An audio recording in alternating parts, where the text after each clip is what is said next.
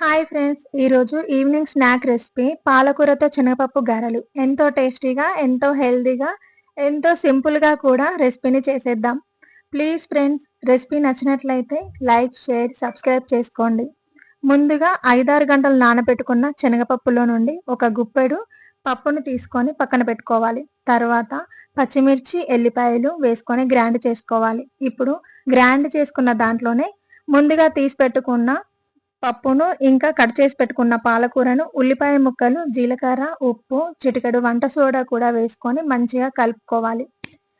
ఇప్పుడు చేతితో పల్చగా ఒత్తుకొని ఆయిల్‌లో డీప్ ఫ్రై చేసుకోవడమే. అంతే ఇంకా పాలకూర, శనగపప్పు గారెలు రెడీ అయిపోతాయి. ఈవినింగ్ టైంలో ఈ రెసిపీని చేస్తే పిల్లలైనా, పెద్దవాళ్ళైనా ఎంతో ఇష్టంగా తింటారు కదా! ఏమంటారు ఫ్రెండ్స్?